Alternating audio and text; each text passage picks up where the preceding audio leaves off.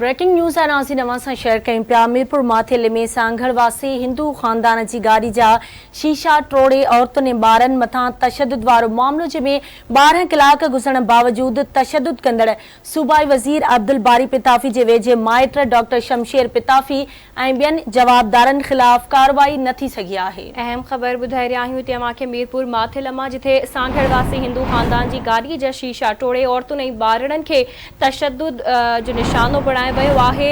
हिंदू ख़ानदान रहड़ की दरबार में तरसियल आहे। अवांखे ॿुधाए रहिया आहियूं त 12 कलाक गुज़रण बावजूद तशद्दुद कंदड़ सूबाई वज़ीर अब्दुल बारी पिताफ़ी जे वेझे माइट डॉक्टर शमशेर पिताफ़ी ऐं ॿियनि जवाबदारनि ख़िलाफ़ कार्रवाई न थी आहे। तफ़सील मालूम कंदासीं। आवाज़ टीवी जे रिपोर्टर लतीफ़ वसीर असां सां लाइन ते मौजूद आहे। जी लतीफ़, इन हवाले सां छा तफ़सील आहे नवां वटि? जी बिल्कुल, गुजरल ॾींहुं सांगड़ वासी जेका हिंदू फैमिली हुई, अजय कुमार फैमिली समेत सांगड़ खां पंहिंजे मुर्शिद जी दरबार वञी रहियो, रेडकी दरबार ते ही जेको मीरपुर माथेलो बाईपास लॻ होटल आहे खोसा होटल, जिते उनजी गाॾी जे शीशा तोड़िया विया ऐं फैमिली मथां तशद्दुद कयो वियो।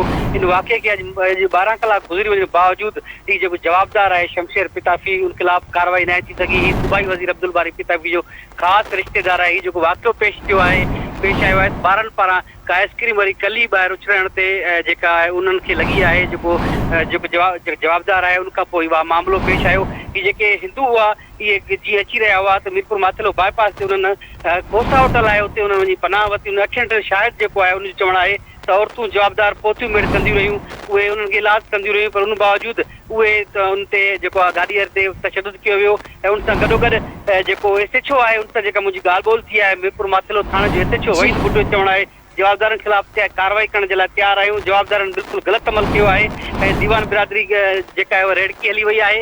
ऐं हू उन सां असां गुज़िरियल राति खां वठी मुसलसल राब्ते में हू जीअं ईंदा त वाक़े जो केस दाख़िल कयो वेंदो, पर अञा सुधो ही जेके 12 कलाक गुज़री वञण बावजूद ही जवाबदार आहे डॉक्टर शमशेर पिताफ़ी ऐं उन सां गॾु जेके उनजा साथी हुआ, जन उन्हनि गुज़रियल ॾींहुं खोसा होटल ते औरतुनि ॿारनि मथां तशद्दुद कयो, उन्हनि ख़िलाफ़ का बि कार्रवाई न थी सघी। पर उन समेत पूरी सिंध में सख़्तु ताव पकड़ियल आहे। ख़ासि तौर ते हिंदू बिरादरी तौरु सिविल सोसाइटी जे माण्हुनि पारां जवाबदारनि जी गिरफ़्तारी जे लाइ कार्रवाई जो मुतालबो कयो वञे। ही जेका हिंदू फैमिली आहे, हिन वक़्तु उहा रेडकी दरबार में आहे, जिते ही जेको वाक़ियो पेश थियो, जीअं गुज़िरियल ॾींहुं थाणे ते उहो पहुता, कुझु हिंदू फैमिली जा हिंदू बिरादरी जा माण्हू बि हुते हुआ ऐं एसएचओ मूजिबि उन्हनि जेका मोहलत वरिती जेको आहे कार्रवाई कंदासीं, पर असां उन्हनि सां राब्ते में आहियूं ऐं जेके जीअं हू चाहींदा हर कानूनी मदद करण जे लाइ तयार आहियूं। लतीफ़ वसीर तफ़सील खां आगाह करण जे लाइ।